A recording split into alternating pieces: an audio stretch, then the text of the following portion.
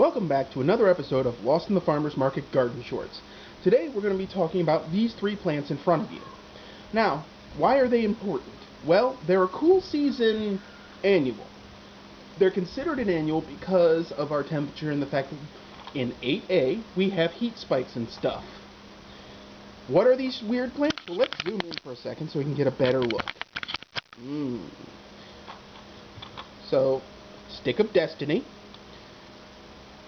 You can't read that label, I don't think, but you can see that they're three of the same thing. This is Arugula. That crazy green that often is put in mesclun mix and your salads, and you go, what's that lovely flavor? It's up in my mouth parts. Do you taste that?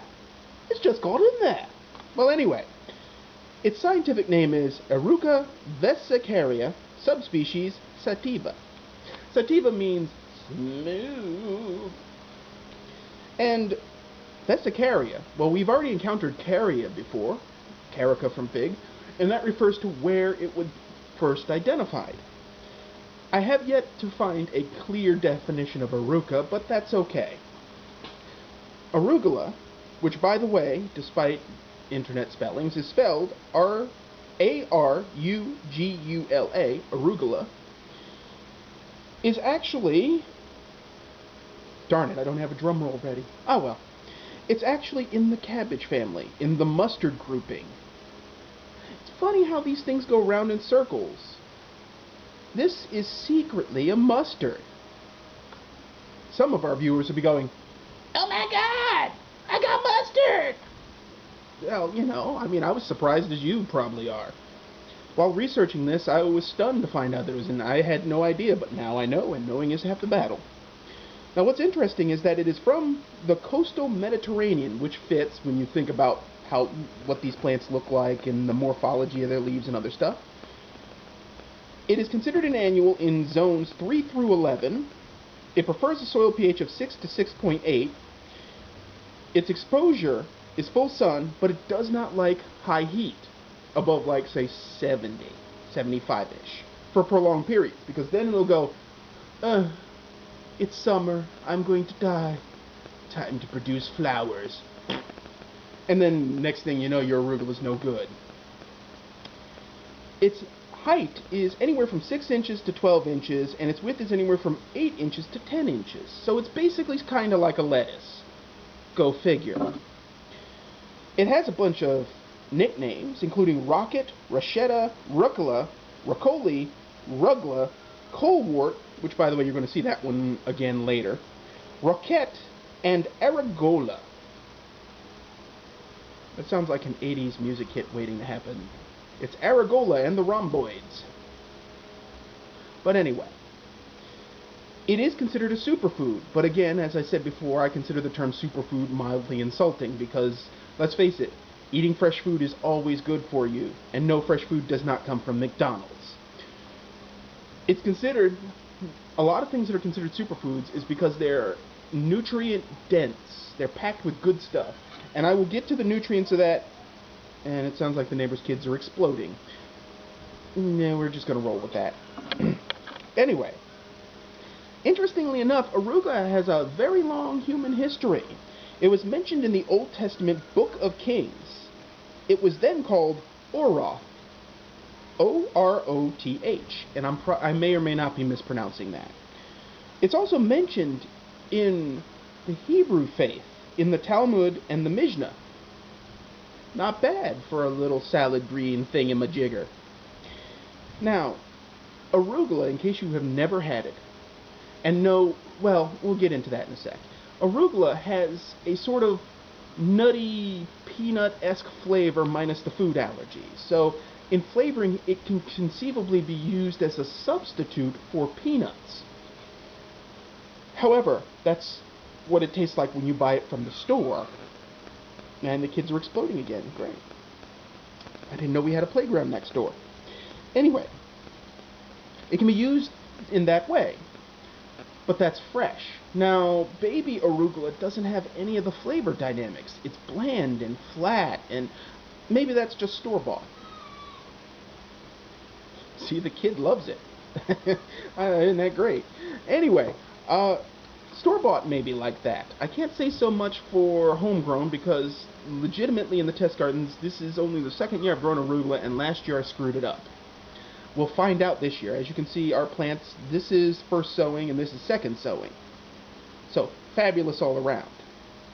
Now, for nutrition, arugula per cup of greens has 27.7% of your daily dose of vitamin K, 3.2% of your daily dose of calcium, 2.5% of vitamin C, 0.516 grams of protein, 0.132 grams of fat.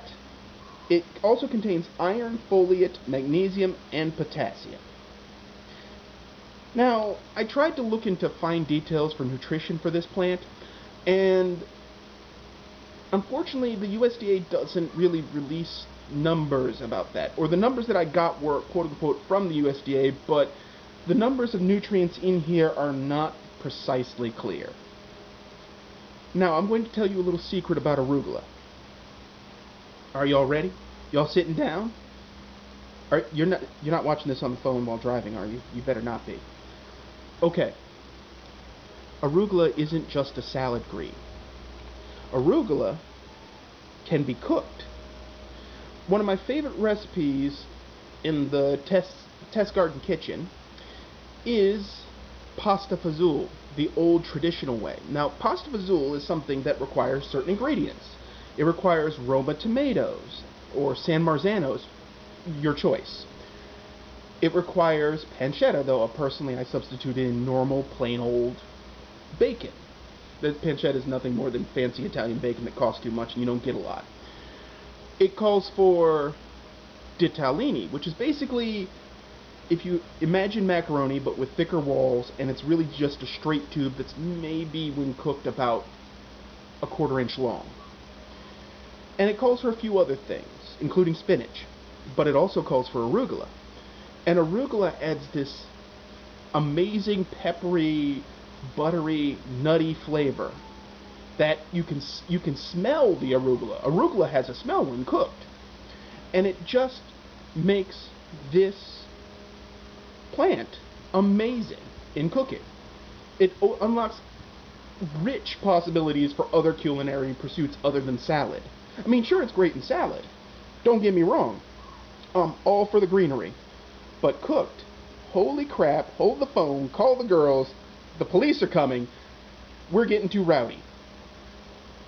This is an amazing plant, and you should have it in your garden, especially now. Keep in mind I'm filming this in October. It will survive the winter, especially when it cools down. It can withstand some frost.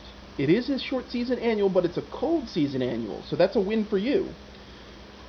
It won't survive up north all winter, but in 8A, where, knock on wood, and yes, since the stick of destiny is made of wood, anyway, it should survive the winter. Even if it doesn't, you plant it near the edge so that you can harvest it readily, or interplant it in between with the lettuces, since they're not space intensive like the cabbages are, like the kales I just talked about in the last episode. It's worth every dime to get the seeds, sow it, put it out there, and go to town. When we get to radishes, they're also not space intensive and something you should grow, but we'll get there soon enough. And you should check out my video on carrots, because that falls into this category too. As I said before, you should have arugula in your garden. It's totally worth it. And that's all I've got for you today, folks. So, stay tuned for our next episode in this series of things I may possibly redo later, straight from the garden. But in the meanwhile, keep them growing, plant arugula, make salads, not war. What can I say? Also, folks, it's October. Remember to vote. Keep them growing, folks.